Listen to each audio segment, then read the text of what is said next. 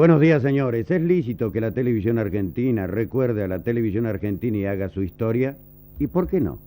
En este año recordamos los 30 años de la televisión y los 27 años de los noticieros de televisión. Es decir, esa técnica hecha por hombres, por profesionales, que consistía y consiste y habrá de consistir en día tras día ir contando la trémula historia contemporánea de todos nosotros. ¿Cómo comenzó esta historia? En nuestro viejo Canal 7, que ahora es este remozado ATC, con un señor llamado Carlos Agostino.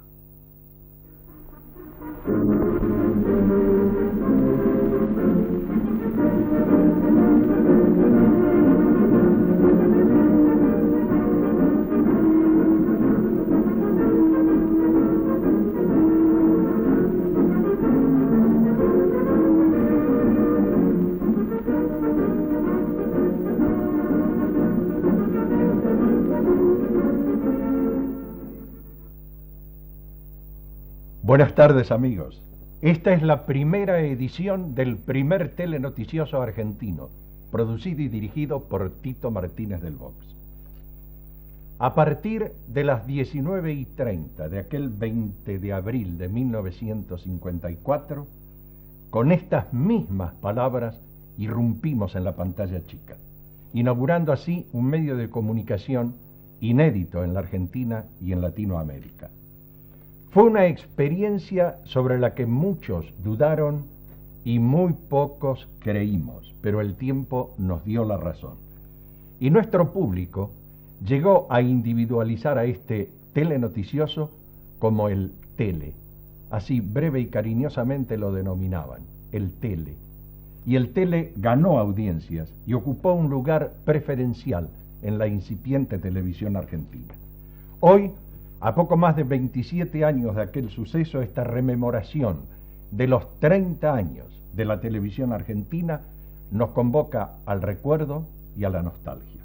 Y ya que hablamos de recuerdos, de nostalgia, la propuesta es allegarnos a aquella época. ¿Cómo era Buenos Aires en la década del 50? ¿Cómo éramos los porteños? Y para verlo nos ha ayudado mucho nuestros archivos cinematográficos.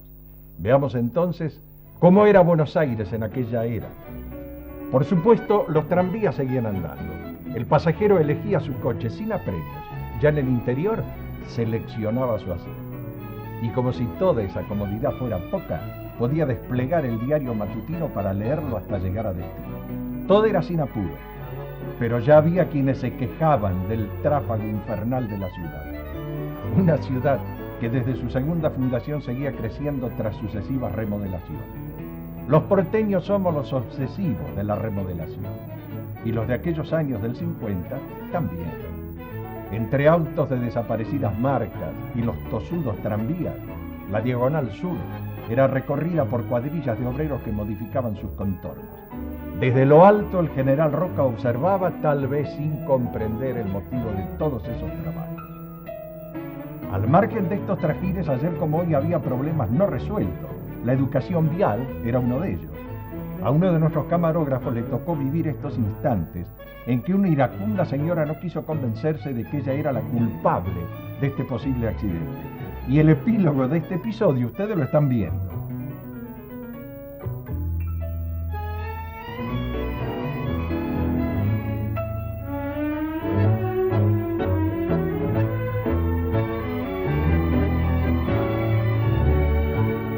Mientras tanto, la avenida 9 de Julio también se gratificaba con las ansias remodeladoras. El intendente de turno resolvió modificar el trazado de la Plaza de la República que entorna el obelisco. Esta vez tenía que ser redonda, y el obelisco contemplaba cómo a su ciudad querida la transformaban todos los días. Pero no vayan a creer ustedes que en el inicio de nuestra profesión todo era plácido, todo era tranquilo. De pronto empezamos a advertir que también había riesgos, y de eso les quiero hablar. Allá por 1955, en esta pequeña avioneta que estamos viendo sumergida en la costa del Río de la Plata, viajaba un equipo de Canal 7. Nuestros hombres estaban destinados a realizar una nota que lógicamente se frustró. Pero el azar, que muchas veces es productor de realidades, hizo posible que esos mismos hombres pudieran registrar los instantes de su propia peripecia, naturalmente luego de recuperarse del susto.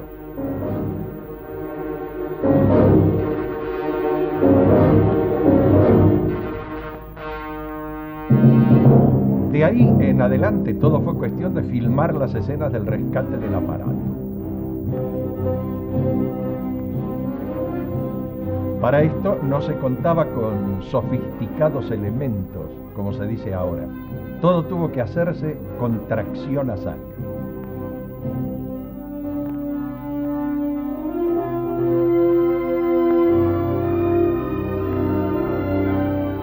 Pese a todo, camarógrafo y ayudante pudieron decir luego con orgullo: tarea cumplida.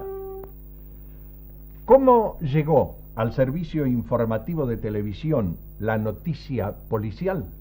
Lo publicamos nosotros. Y aquí debemos reconocer que el azar tuvo mucha importancia, porque fue solamente gracias a ese azar que se pudo publicar esta nota. Les cuento. Por esta villa de Dock Sur pasaba allá por 1956 uno de nuestros camarógrafos en el momento en que se suscitaba una reyerta. ¿Cuál fue el origen? Nunca se supo, pero el resultado fue un hombre herido de bala. Clamor del vecindario, intervención policial, traslado del herido, y por primera vez la televisión argentina mostraba un acto de violencia, circunstancia que luego habría de ser ampliamente superada. La década del 50 del boxeo argentino está ocupada por un personaje excepcional que nunca pudo consagrarse campeón.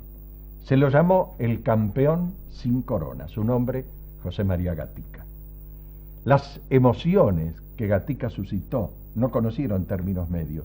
Fue repudiado sin medida o fue aclamado hasta el delirio. Su rivalidad comprada aún hoy es recordada. Toda su titánica obra de boxeador fue desmoronándose paulatinamente ante el desorden de su vida. Y solo a modo de homenaje mostramos hoy este testimonio de su ocaso. Ya alejado del ring, el mono Gatica apunta a otra actividad, el catch. Y este es el momento en que firma el contrato con una troupe que lo presentaría como estrella. Todo fue un fracaso.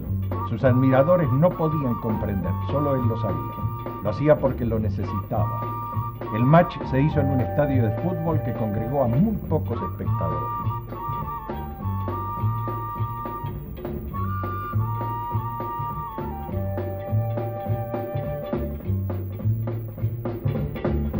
Y naturalmente, Gatica resultó perdedor.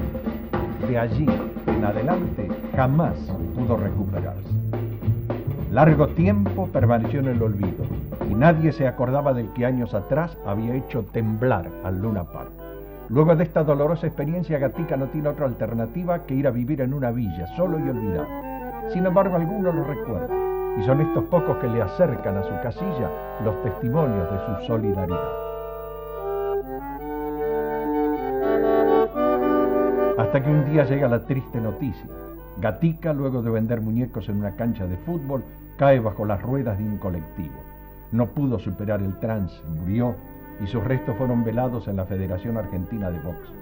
Y la evocación de sus años de batallador incansable del ring ganó a miles de corazones que se encolumnaron frente a su féretro para darle el último adiós al campeón sin corona, que dio al boxeo argentino una de sus etapas más vibrantes y que difícilmente puedan olvidarse.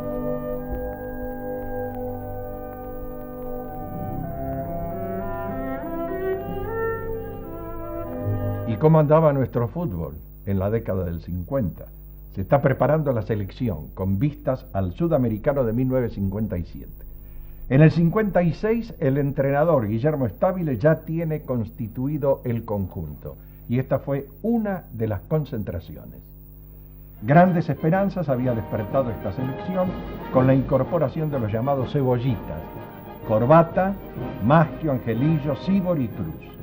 Incluye además el conjunto a Rossi, Charlie, Musimesi, Carrizo, Domínguez, Del Hacha, Bairo, Grillo.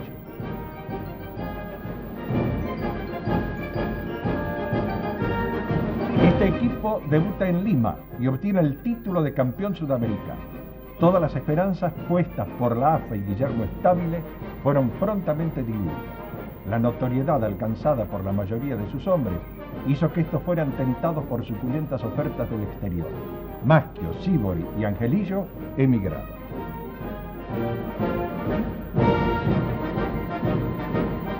De todos modos, este fue un instante que obliga a la evocación, ¿no es cierto? Y vamos a ver ahora, amigos, las informaciones sobre el estado del tiempo. Por favor, señorita. Muchas gracias. Gracias. Mi nueva secretaria. Y amigos, vamos a ver los datos que me ha traído. Temperatura 18 grados, humedad 75%. Bien pueden ser los datos de aquel día. En cuanto al pronóstico del tiempo, habrá anticipado o no, pero nosotros lo anticipamos porque así nos gustaría siempre que fuera. Un hermoso sol, bien radiante y con una amplia sonrisa. Este es el pronóstico que queremos para ustedes todos los días del año. Un sol brillante y risueño para todos nuestros amigos. Nada más por hoy. Aquí cerramos la primera edición del primer telenoticioso argentino, dirigido y producido por Tito Martínez del Vox. Hasta mañana y muchas gracias.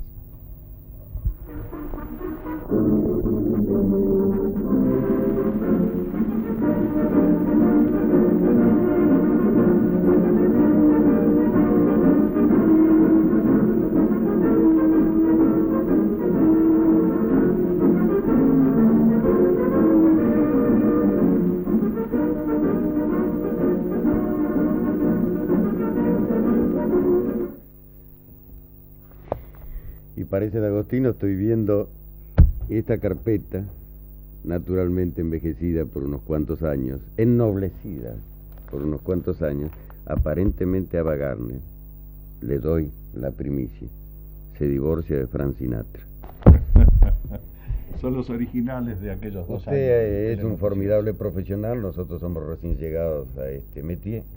Yo debo hacerle una pregunta, D'Agostino. Todos nosotros fingimos que las noticias nos resbalan, tiene que ser así, nosotros somos integrantes del coro, la tragedia griega, los actores son nosotros.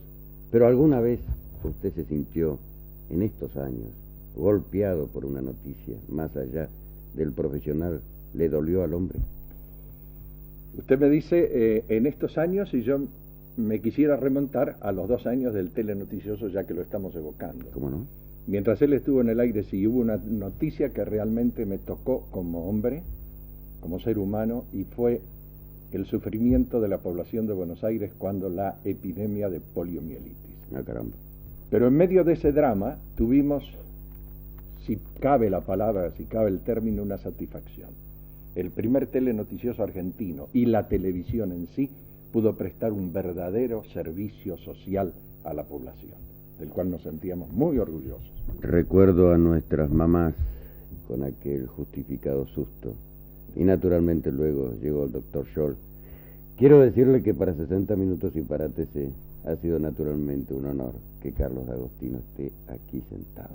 Pero esta historia que comenzó Canal 7, el viejo Canal 7 de la calle Viamonte, y que continúa ahora en este formidable ATC de la calle Figueroa Alcorta, aquella historia continuó, por ejemplo, con el queridísimo Canal 9.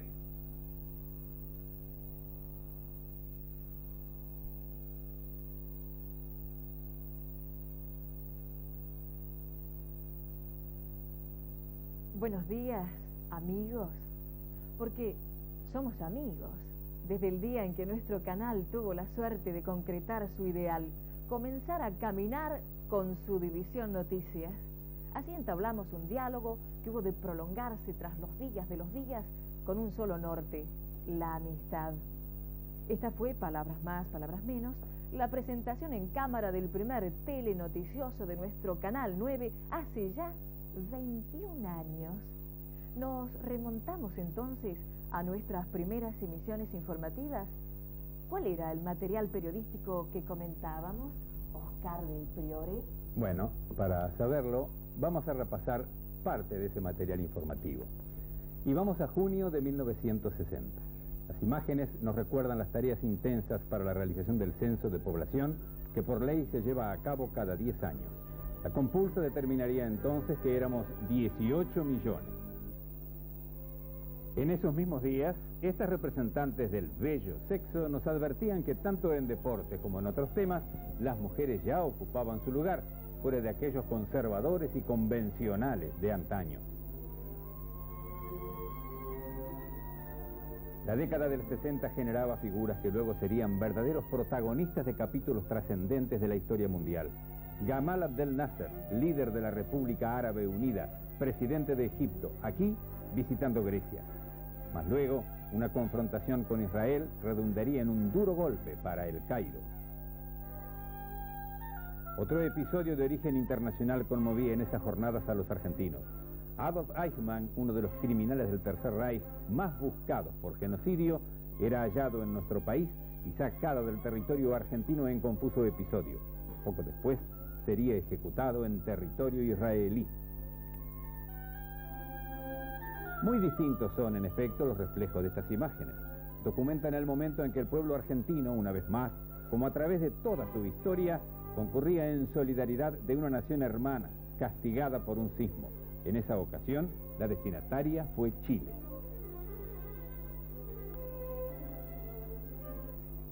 Una figura deportiva ejercía también en el 60 una monarquía muy especial.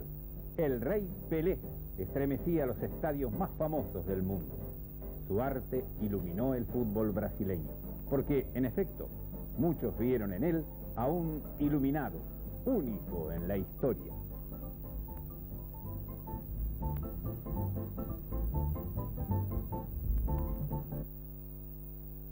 Fueron las noticias del ayer. César Macetti, el periodismo 1981 de Canal 9, materializado en el ya popular dúplex televisión-radio de 7 a 8. Al margen de las técnicas fílmicas, de los procesamientos de la era color, César, la historia, ¿es verdad que se repite? El Hoy de la Noticia adquiere en Canal 9 el estilo y el espíritu de un diario que llega hasta su casa no por debajo de la puerta, sino por la pantalla de su televisor. Vamos a ver qué contienen las páginas que propone este repaso. Todavía se procesa la información del Censo de Población y Vivienda realizado el año pasado con un resultado que arroja unos 28 millones de habitantes para nuestro extenso territorio. Un saldo no muy halagüeño, por cierto, ya que buena parte del país continúa vacío. El ayer de la noticia hablaba del rol de la mujer, se afianzó con el tiempo y hoy es posible advertir hasta una mujer yoqueta, una ingeniera en minas, una profesional en todos los ramos. Amplió sus posibilidades sin competir con el hombre, porque de eso no se trata. Alcanza todas las responsabilidades a partir de aquella incomparable de la maternidad. Y va ganando la carrera.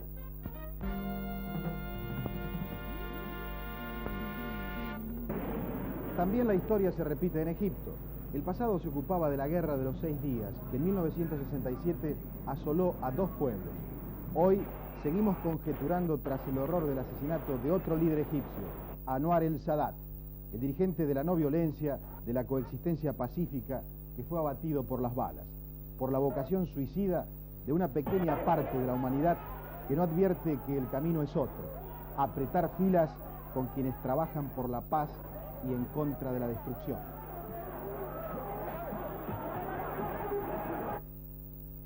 Solidaridad, claro que siempre está presente en el corazón de los argentinos, aunque a veces no es comprendida ni valorada. Pero no importa, ya que no es ese el fin. Argentina hace poco dio refugio a centenares de laosianos y vietnamitas sin hogar, sin pan. Una vez más, abrió sus brazos con la única condición de que se tratase de hombres de buena voluntad que quisieran habitar nuestro suelo. Ayer fue Pelé, hoy un joven argentino que parece seguir sus pasos. Es un artista de las piruetas futbolísticas, aunque controvertido por otros motivos. Es como si Diego Armando Maradona estuviese sufriendo la crisis del crecimiento. Algunos creen ver en él al nuevo Pelé, otros no tanto, pero todos lo reconocen como un jugador excepcional que franqueó las fronteras del mundo y que causa un enorme placer ver cuando trama estas jugadas.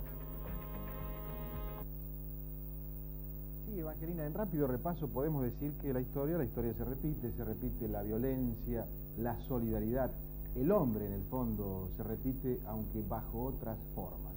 Pero a esta altura queremos saber más sobre el ayer y el hoy de otros hechos que fueron cubiertos por la televisión. Y para ello vamos a retroceder nuevamente en el tiempo. Vamos a acudir otra vez a esa especie de memoria gigantesca que es un archivo. Década del 60. El mundo artístico y musical de nuestro medio se conmovió ante la llegada de dos estrellas mundiales que fueron invitadas por nuestro canal. Mamie Van Doren y Frankie Laine, cuyas interpretaciones desde la pantalla y desde las placas discográficas habían sido el deleite de muchos de nosotros. Y con ellos, figuras inolvidables. Blackie, el viajero Pipo Mancera. Pero es mejor ver las imágenes y evocar. Bless my soul, you know, 16 times. What do you get?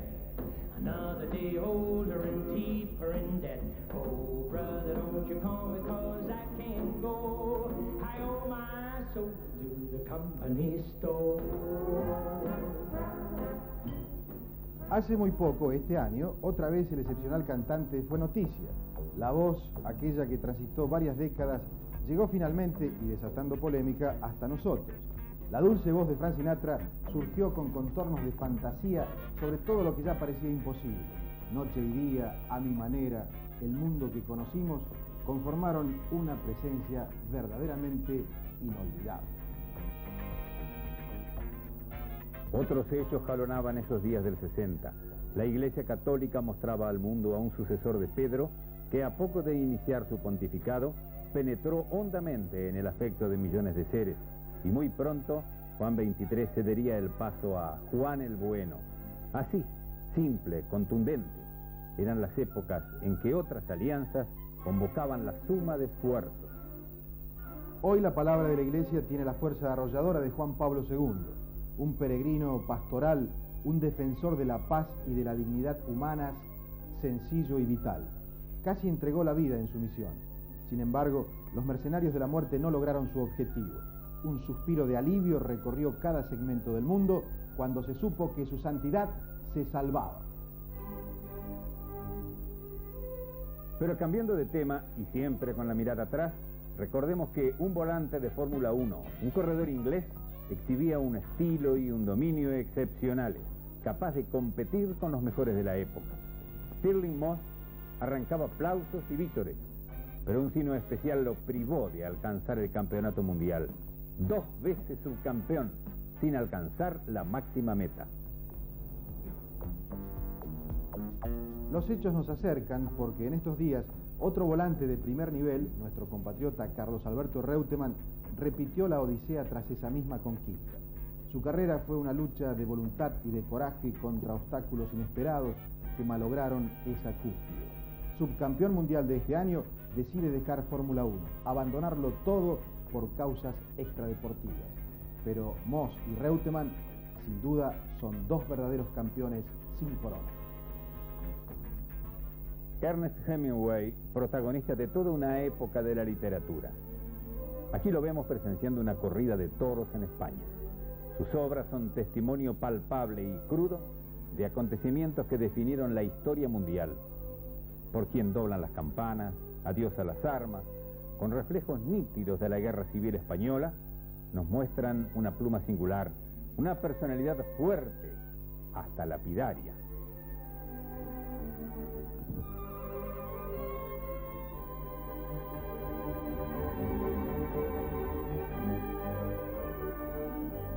Como personalidad cumbre literaria, el controvertido, amado y hasta rechazado Jorge Luis Borges no le va en saga. Sea como fuere, las letras argentinas muestran orgullosas la obra de Borges, que con su estilo incomparable trascendió ya todos los marcos, más allá del premio Nobel, que finalmente será una anécdota más en su vida. Detrás nuestro, de quienes aparecemos en cámara, hay un equipo de profesionales que imaginan, producen, filman, compaginan, editan, es decir, que le dan a la noticia el lenguaje propio de la televisión. A ellos se les ocurrió el siguiente juego que une dos tiempos. Y mantenerse en el primer plano como usted no es difícil. Ser estrella mundial como es usted, para mí que tengo mucha suerte, que yo tengo que agradecer a Dios, yo no sé por qué, ¿entiende? Mas yo tengo mucha suerte de estar siempre bien preparado, porque cuando uno sale a la cancha está dispuesto a jugar bien o a jugar mal, ¿no es cierto? O sea, eso es cosa del destino y eso lo sabe solamente Dios. Actualmente, del 1 al 10, ¿qué puntaje te adjudicarías en tu rendimiento en Boca? 7, yo creo que 7, ya empecé a correr, a agarrar la pelota. Importante, yo creo, que es el primero de todo hombre y tener conciencia de que hay que ser hombre en todas las profesiones para hacer bien. Y después la práctica es muy importante. Otra cosa que yo siempre digo a los niños, confianza en sí propio y procurar primero ser a él mismo.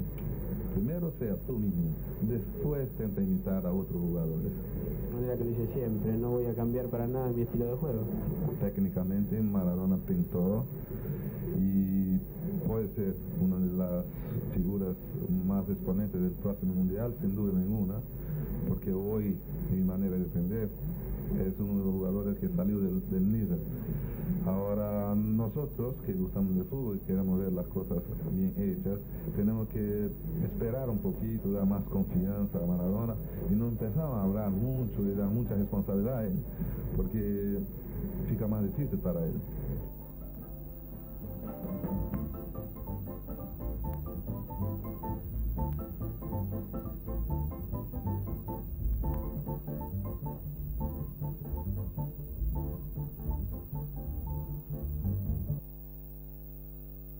Así, con Evangelina Solari y con Oscar Del Priori, hemos resumido 21 años de noticias por Canal 9. Ahora, Oscar, las noticias son de Canal 11.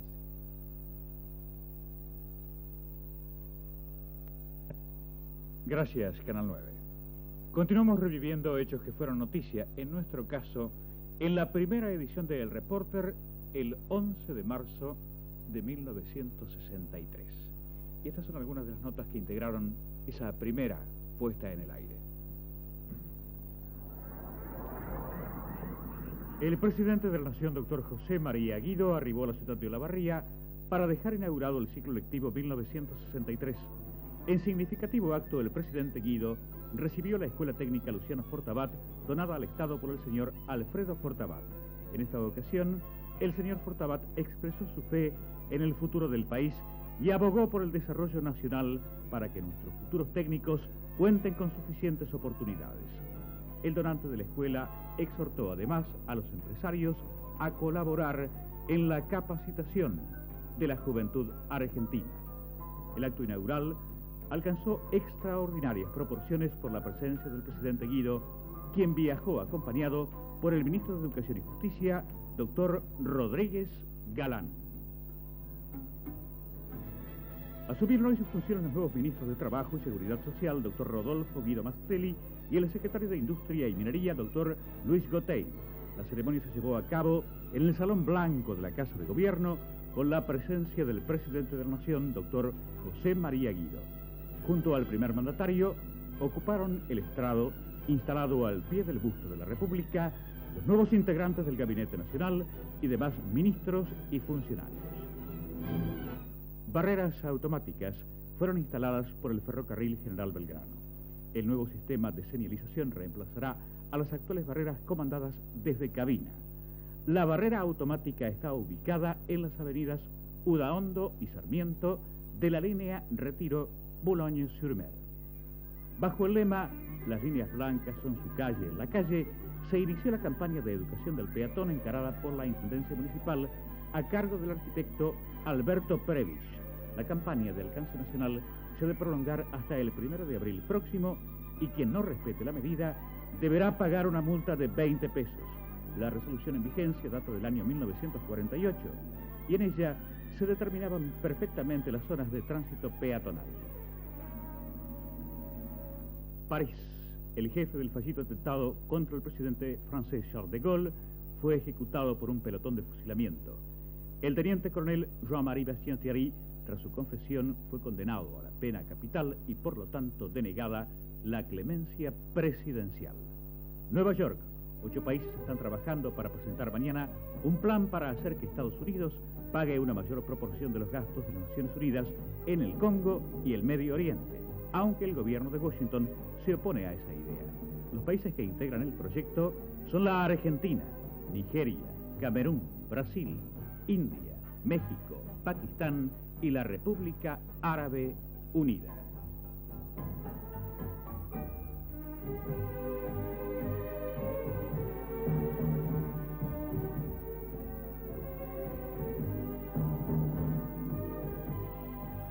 Washington. El presidente norteamericano John Fitzgerald Kennedy envió al Congreso el informe anual sobre ocupación laboral. El mandatario destacó que la desocupación constituye el principal problema de Estados Unidos, calculado en un 6%. Kennedy señaló que su país no es inacabablemente rico. Hay 32 millones de norteamericanos que todavía están al borde de la pobreza y peor aún.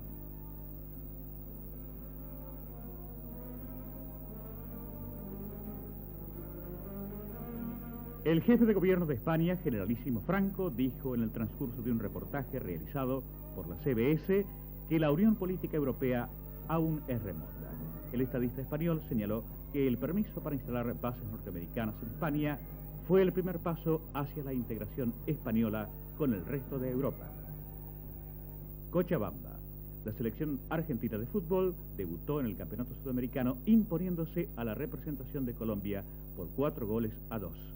Integran la selección nacional los jugadores Andrada, Navarro, Cardoso, Vázquez, Juárez, Menotti, Fernández, Savoy, Zárate y Rossi. Boca realizó una nueva adquisición. Manuel Del Vecchio, jugador argentino que vuelve de Italia después de haber cumplido una destacada actuación en un equipo peninsular. José María Muñoz dialogó con él a su arribo. El reporter es un reportaje exclusivo aquí en el aeropuerto de Ezeiza. Acaba de llegar Manuel Del Vecchio y le brindamos el aplauso en nombre del público argentino.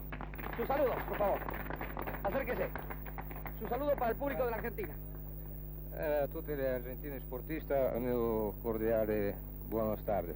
¿Está contento de jugar en un club argentino como Boca Juniors? Sì, sempre ho avuto molta simpatia per l'Argentina e sono molto contento. ¿Muchos años jugó en Italia? Sì, 5 años. ¿Mejoró el fútbol italiano desde que usted llegó hasta que se fue? Sì, un poco, tecnicamente un poco. Jugadores argentinos que se están destacando ahora en Italia, Del Vecchio. Sono quasi tutti gli argentini che stanno in Italia, stanno giocando bene. Sivoli in particolare, Maschio, Angelino, Loiacono. ¿Cuántos años tiene usted? 28. 28 años. ¿Juega en los 3 puestos centrales? Sí. Muy bien. ¿Jugó en el 54 en Buenos Aires? Sí, en una torneo del Santos. ¿Jugando para el Santos? Sí, sí. Muy bien, le deseamos mucha suerte y muchas gracias. Gracias. Ninguno faltó a la cita del pedal. En el circuito KDT ganó la jornada ciclística Renato Del Mastro, superando por 150 metros a Oscar Luna. El encuentro fue organizado por el Club Boca Juniors por el premio Ferrari Trillo. En tercer lugar se ubicó Pekin y en cuarto Colia. Destacóse también Cavalieri, pero sin lograr una buena clasificación. El ganador del premio logró el tiempo récord para las 130 vueltas de 3 horas y 37 minutos.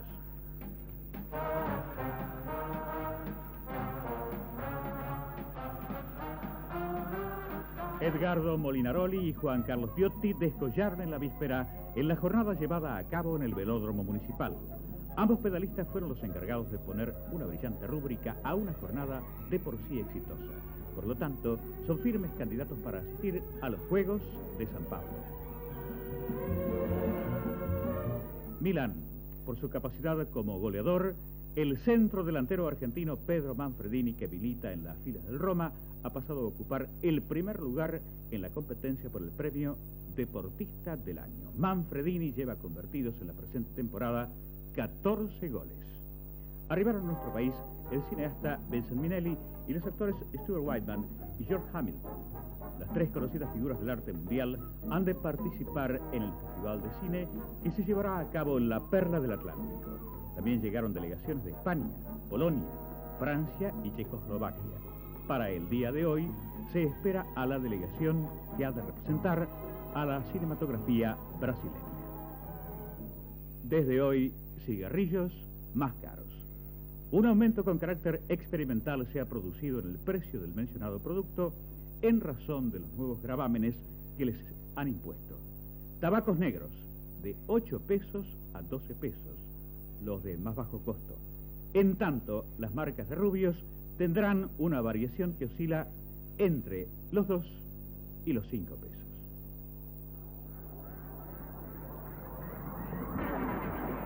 Y ahora damos paso a nuestros colegas de Canal 13, quienes continuarán en este programa evocativo, dando vida a sus noticieros. Señoras, señores, muchas gracias. En octubre de 1960, 9 años más tarde de la primera salida al aire del canal decano de la Argentina, ocupaba el cielo porteño la nueva onda de Río de la Plata Televisión, que se identificaría como Canal 13. Si bien la nueva emisora inició las actividades periodísticas con programas como Yo fui testigo, Sucedió en Buenos Aires, Siglo XX, Nosotros, Gente, Los diarios dicen y La gran historia, solamente 4 años más tarde, en mayo de 1964, ocuparía las pantallas un informativo, Noticiero 13, a través de 3 diarias emisiones, a las 13, a las 20 y a las 23:30. Al principio con el logotipo del Telepibe en la redacción y posteriormente con la cortina de Su ojo en la noticia. Fue presentado durante varios años por Amadeo Talagano, Juan Vicente Mentesana y quien les habla. Basado en la honestidad, imparcialidad y objetividad puesto al servicio de la noticia, muy pronto el noticiero concitó la credibilidad del público televidente, lo que le permitió a la empresa editorializar cuando las circunstancias así lo requerían. Siempre con principios éticos y al servicio del bienestar nacional. Posteriormente, entre los años 64 y 65, a Noticiero 13 se sumaron programas como Con Libertad Progreso, Los expertos contestan, Verdad y Mundo Insólito. Es también en ese año, 1965, cuando Canal 13 incorpora el Noticiero 13 Deportivo, con la participación de Alberto Hugo Cando, Ricardo Arias, Borocotó Jr., Julio Ricardo y Juan Carlos Pérez Loazó, entre otros. En marzo del año 1966, la emisora incluye un nuevo programa, que sería el boom de los programas periodísticos de ese año. Sale al aire por vez primera la revista Telenoche, definida en esa oportunidad como el primer show periodístico de la televisión argentina, con la conducción de Mónica, Andrés Percivale y Tomás Eloy Martínez.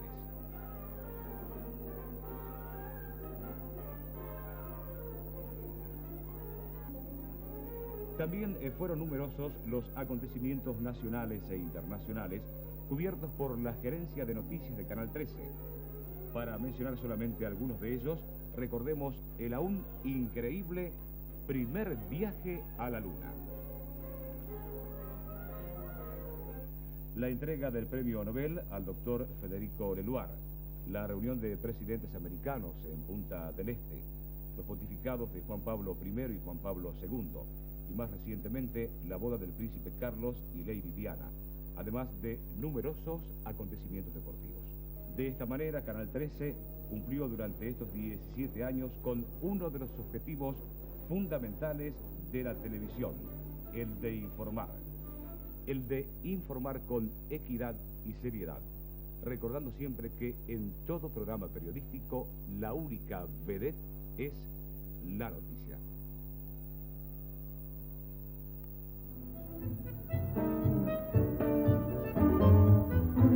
Y de esta forma hemos querido recordar el principio del periodismo en la televisión, lo que ocurría a partir de 1951.